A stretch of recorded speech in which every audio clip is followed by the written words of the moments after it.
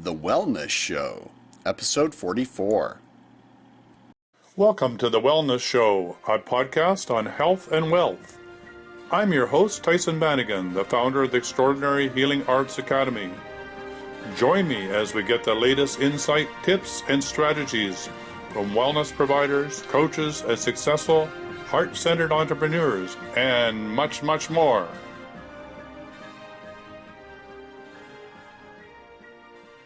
So welcome to The Wellness Show, and I'm excited to have Jonathan Azu with us today.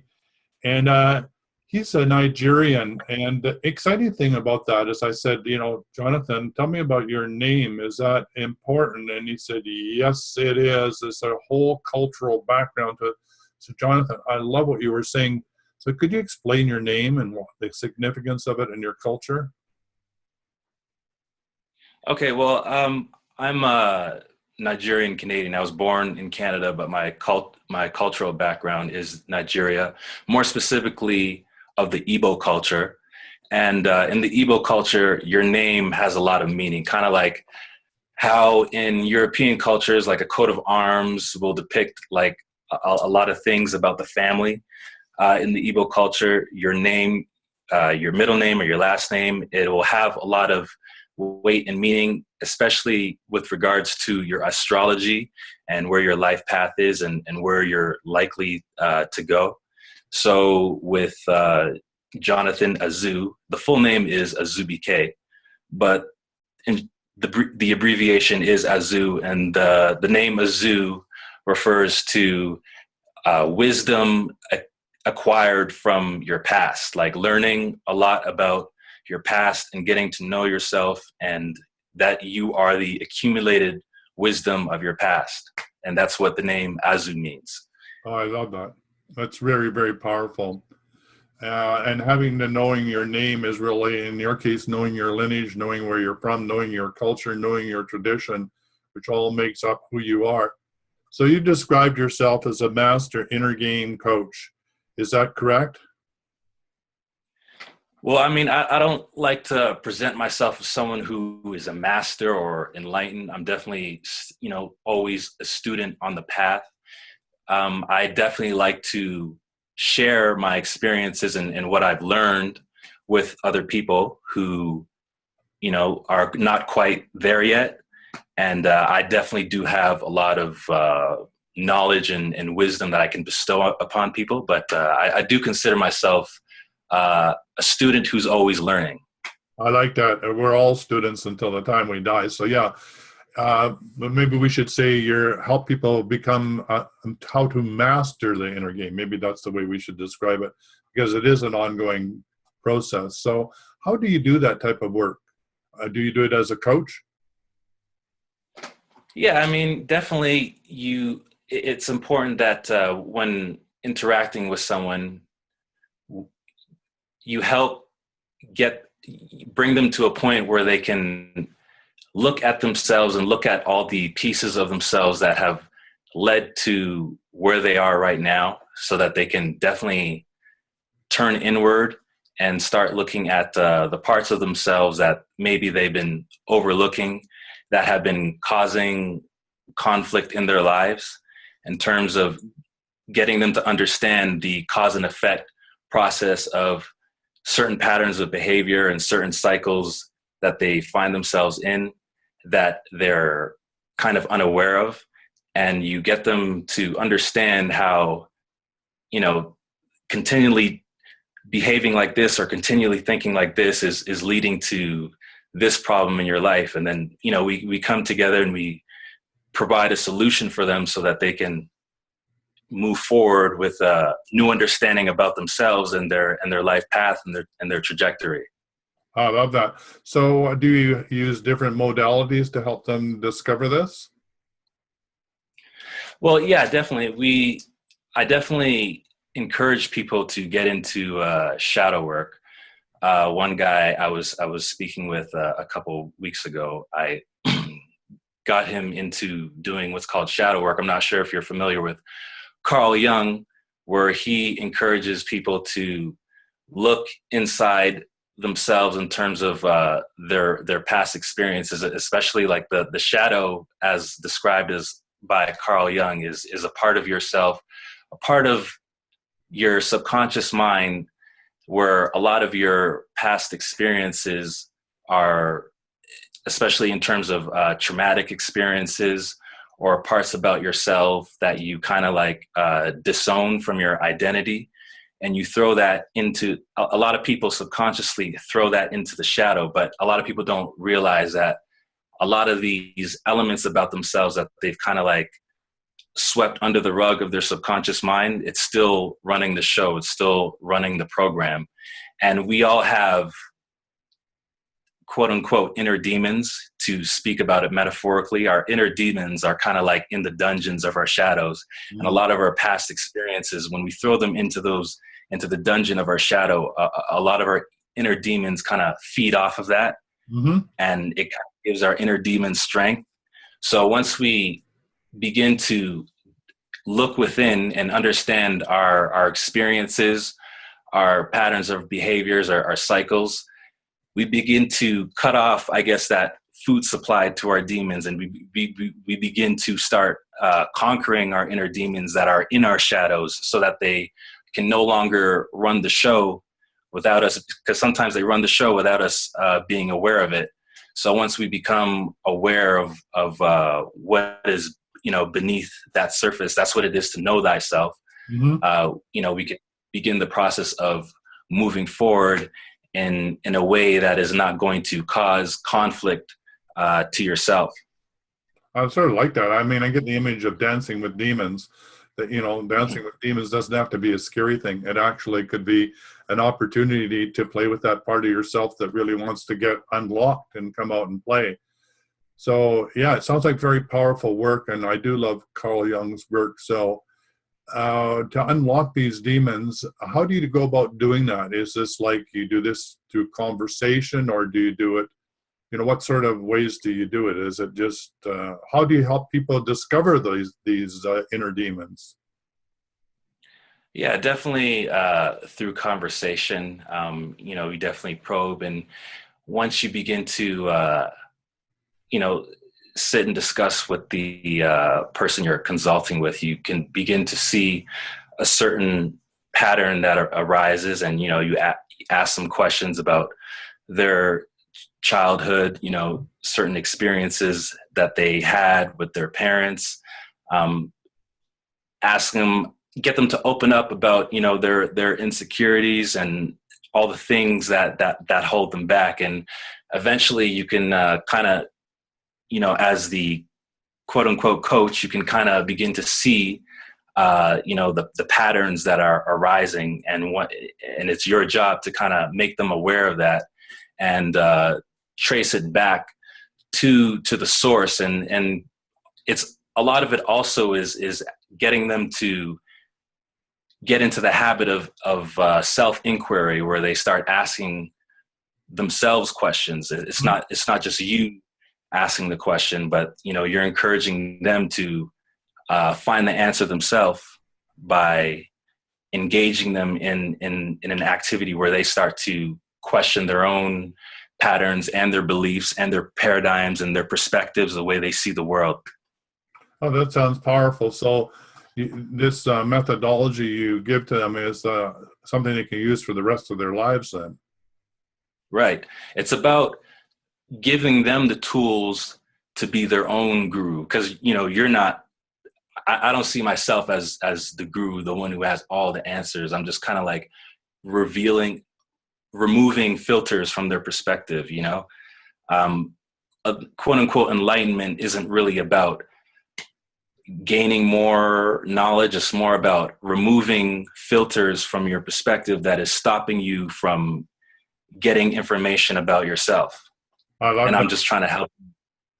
I love that, because I've just rebranded the show on health, wealth, and enlightenment. So here you are talking about enlightenment, and you're talking about enlightenment in a way that I really appreciate, which is, it doesn't have to be difficult. This is like lighting up yourself, or lighten up the load, or help to reveal yourself, or like you say, light up the demons, let them come out and play. The shadows are not necessarily something that needs to be scary. It's just something that needs to be revealed.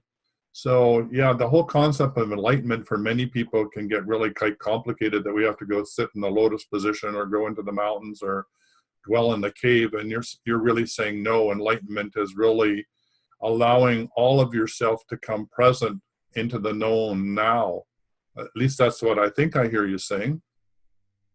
Yeah, definitely. And a lot of it as well is simply getting them to understand that a lot of insecurity, a lot of insecurity ties back to fear. And there's two types of fear. There's legitimate, real fear, like, if a car's about to hit you, you got to jump out of the way. That's a legitimate danger or a legitimate fear. Okay. And then there's ego-based fear, a fear of rejection or a fear of abandonment, a fear of, if I fall from grace, what are other people going to think of me? Or, there's a lot of ego-based fear that underlies a lot of people's behavior. And once you remove that fear and realize that there's really nothing to be afraid of, you can kind of begin to live your life more effortlessly. And the ego, fear is the glue that holds the ego together. That's our experience on this physical world. The ego is afraid of annihilation. We need fear to keep us alive, but at the same time, we treat fear as a program when it really should be an alarm. A program runs the show. It controls you. An alarm simply makes you alert. It makes you aware of something. And once you have a fear, it should be an alarm that tells you, okay, I need to be aware of whatever it is that's causing this fear, so I could start to look at it and not be afraid of it anymore. Because as the saying goes, enlightenment is on the other side of fear. I love that. I have a friend who has been doing this sort of work in his own way, and he was saying, now I've got the stage where I can run towards my fear, because in my fear is a huge gift, a huge opportunity to grow. And so I get excited when fear comes up, because it means there's another level of understanding about myself that I'm about to experience. So I love that. That's a totally different way to look at fear than instead of being overwhelmed and, oh my God, what's terrible, what's going to happen. So yeah, managing fear as an early warning system that there's time to change, that's powerful. So how do you come up to all this? Is this, in your own personal life, you must have been wrestling with demons yourself, or there must have been something that triggered this inner journey for you to begin to do the shadow work. So tell us a bit about your own journey. I mean, I've had experiences in my life where, I was always worried about what other people thought of me. I was in my head about that. I would overthink things. And I would allow that to chew me up. Like I would always kind of micromanage my interactions with people. I would always think, okay, did I do too much or too little? Was I too nice, or was I too hard? Like, what is appropriate behavior? Always trying to make people feel comfortable around me. Yeah. Sometimes, I can be like too chill. Yeah. And then sometimes people would take that kindness for a weakness and take advantage of that. And then times when I would be like too firm with people, I would like take it too far and like destroy relationships. So eventually I got to a point where I was like, I'm just going to be, and even a little thing, I'll bring this up, looking people in their eyes. Like, for example, where I come from, when you look someone in the eyes, it can kind of mean like confrontation. Mm-hmm. Like, and to be honest with you, the first time I ever got into a physical fight was because I looked at somebody the wrong way. So when you look somebody in the eyes, it can kind of mean like confrontation. And I also do Japanese martial arts, and that's a culture where if you look somebody in the eyes, it means you're like challenging them. Like they're like, for example, like your superiors or your sensei or whatever, if you look them directly in the eyes, it means you're challenging them. But then I would come across other people who, if I didn't look them in the eyes, it means that like you're hiding something, Yes. or you're untrustworthy, because I'm so used to like not, I don't want to have that send out that vibration, like, I'm challenging you by looking them in the eyes or whatever, like, so I kind of got in a mindset of wanting people to feel comfortable around me. So I would kind of like, kind of look away when they talk to me, because I'm so used to the programming, the thinking of, when you stare someone directly in the eyes, it means like, you're trying to like dominate the presence of that person. Meanwhile, that other person's thinking, why isn't he looking me in the eyes? He's like not trustworthy. He's not, this and that. Once again, I'm getting back into the pattern of just overthinking how I'm acting. And then I reached the point where I was like, I just need to be myself. And however somebody reacts to me, as long as my intentions are pure, if they if they like how I'm behaving, then their personality, we vibrate together. We're meant to be, I guess, in the same circle or whatever. But if my personality, just me being myself authentically and genuinely who I am, if my personality, I guess, repulses them or whatever, then that's their karma. That's something that they need to overcome within themselves. And I'm not going to worry myself with, always trying to make people feel comfortable. I'm just going to let those who are meant to come into my life and my reality happen naturally. Okay, so basically, my philosophy in terms of how I live my life is that I wear my personality as a filter. As long as my intentions are pure, let those who are meant to be in your life, those who like you, those who vibe with you, those that you resonate with, just let them come into your reality, your life, your existence. That's how you create effortless friendships and associations, instead of trying to please everybody, trying to appease everybody, worrying what other people are thinking, whether they feel comfortable or threatened by you, or whether they're judging you. Just be yourself, because your personality, like I said, as long as your intentions are pure, your personality is going to be a filter for the right people to come into your life. And the people who don't resonate with you, maybe they have some work to do within themselves. Maybe there's something within them that's making them not like you or judge you or not resonate with you, because there's something in them that's causing resistance in terms of forming a relationship with you. That's not something for me to worry about. That's not something for you to worry about. As long as you're just being yourself, authentic and genuine, the right people will just come into your life, and that's how effortless relationships are created. I love that. Because the other way that you were saying, being in your head and worrying about, how you were and how people reacting to you, just, as you described that, I was getting exhausted. That's a lot of in your head trying to figure this out. And there's actually no way to figure it out, is it? You just go round and around and around. And if you do this, this could be the result or whatever. So I love the fact that, show up, be authentic, be yourself. How other people see you is none of your business. Just be you. That's a very powerful statement. So did this come to you at a certain stage in your life? Like, I sort of think that this comes somewhat with a bit of a maturity, that at some point, I don't know what age, you just say, well, the heck with it. I am who I am. And I could spend all my rest of my life trying to figure out, whether I'm causing the right reaction with people. Was it a sort of an age-related thing that you think for people, that they somehow come to this realization, or is it something other than that?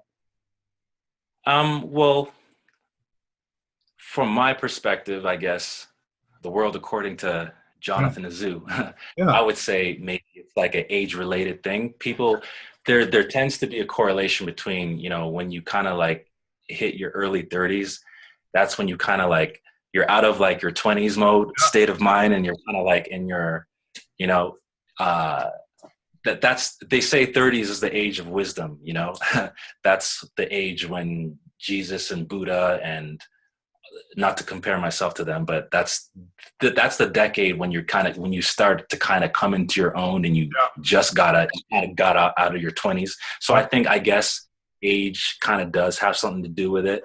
A lot of some of my other friends that I've gone to high school with and university with, and I'm kind of seeing that kind of growth in them as well. They're kind of in that state of mind where they're like, the quantity of friends that they have is not important. It's more important for them to the quality of friendships that they have is more important for them. And they're kind of just doing their own thing, being more authentic, just showing up as you said, and worrying less about being judged. There seems to be some sort of, I guess, raising of consciousness around that age. So I would say that, age kind of does kind of kick that in as well. Well, I think that's great because, there's your tribe, right? I mean, your tribe would be in that age group of helping people do that transition. And I'm sure in your culture, those different transitions that we make as we become men are much more honored and respected with ceremony than there are in our white culture. We don't have any initiation stages for the growth period that we go through as men. And I think for a lot of us as men, we can get somewhat, I think yearn for community of like-minded people. Like you talked about how you're discovering that your other friends are going through this, and how important it is to share that and talk about that. So I think men understanding that they go through these things and being able to support each other from a community perspective is very, very powerful. So I guess the question for you is, do you work just with individuals, or have you thought of working with groups? Right now, I'm just working with individuals. I'm open to working with groups in the future. I particularly work with men because I can relate to them better. I know more about, what they're going through. I have dabbled with, consulting with women, but in my approach to personal development is very like somewhat of a drill sergeant / Zen master, and that kind of might, women feel uncomfortable. They might want a softer approach, and I have a harder time connecting with them, to be honest with you. So I kind of like just drop them from my client base. Right. I just feel like it's just better to just work with men because I could connect with them better. I understand them better. I understand what they're going through. I understand the insecurities of that men go through. Yeah. I understand the goals and the drives and the fears that men have. And I just feel like it's just better for me to work with men. It's so powerful and so life affirming for men that I really encourage you to do a men's group. The men's group that I've been able to be part of is, we really need that. We need community. We need to know that we're okay, especially at this time when there's so much change and transformation going around about what is a relationship, what is it to be a man, what is to be a real man, whatever that means, and on and on and on, that we can really cut through some of the stress around all this by sharing with each other. So I really encourage you to create a men's group, either in your home community or like Zoom online would be very powerful as well. I think you'll get a lot of response with that.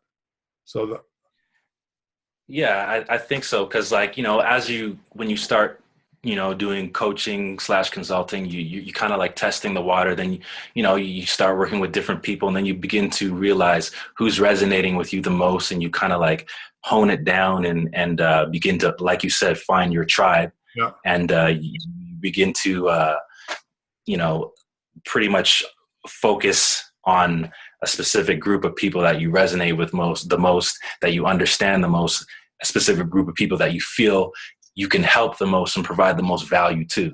Okay, so let's take this opportunity as we wrap this up for you to speak directly to your tribe right here, right now, and tell them what you're going to offer them and how do they get hold of you? So who is this tribe?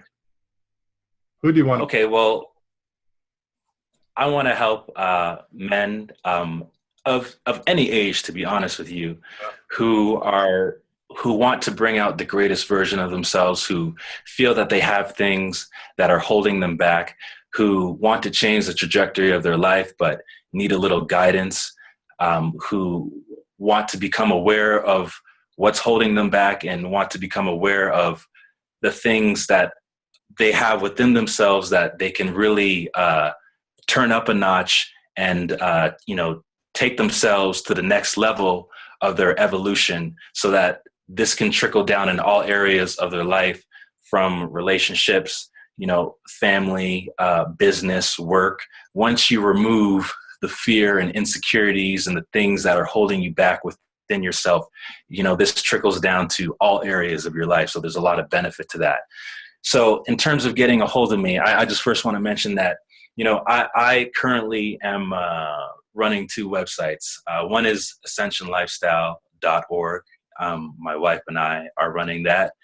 And, we provide a lot of content and articles and training, especially with regards to relationships. If you're a man who wants to find a woman who is on your level, a woman that you can, walk this walk with, and who has the same drives and ambitions and spiritual pursuits as you, ascensionlifestyle.org is a great website to learn how to, find that person and bring out the best version of yourself, so that you could be that person who can attract that kind of person. And then I also have another website called shadesofperspective.com, where it teaches you how to, it's about how to think successfully. So that's what shadesofperspective.com is. So if you want to contact me, you could just go to shadesofperspective.com and or shadesofperspective.com/contact, and you can contact me directly. You want to contact me and my wife, especially in regards to relationship training, relationship coaching, you can go to ascensionlifestyle.org or ascensionlifestyle.org/contact. Wow, that was great. And I really encourage people to get hold of you, both for coaching around relationships, because God knows lots of people need that. And also around the whole aspect of how to be a man in this difficult time of transition that we're in. How do we show up and be authentic? And how do we feel vibrantly healthy and prosperous and moving towards an enlightenment, a feeling of belonging, of growing together? And thank you for being you and providing that opportunity for men to be able to have a reflection of what it is to be a man and what it is to show up. So, Jonathan, it was great to have you on the show, and we'll have you back as you grow your group program. Yeah. Can I just say one more resource? If for your audience, if you get a chance, if you go on YouTube and search Know Thyself, How to Be Happy Without Changing Anything But You. That is a 1 hour and a half video lecture that I have provided for free for anybody who wants to really understand the inner workings of themselves and, get a taste for how I operate and how I teach. So I highly recommend that, you go on there and search that YouTube video. All right, Jonathan, thank you ever so much. All right. Thank you for the opportunity. I love your show. It's high quality. The guests that you have on your show are so, inspiring, and I learned so much from your wellness show. So keep on doing what you're doing. And I thank you so much for the opportunity. Thank you for the kind words. Catch you later. Bye-bye. All right. For quality online wellness products, courses, and services, visit our sponsors, theWellnessStore.ca. and the Extraordinary Healing Arts Academy located at theWellnessAcademy.ca. To stay in touch, visit us at theWellnessShow.ca. And until next time, be healthy, wealthy, and wise.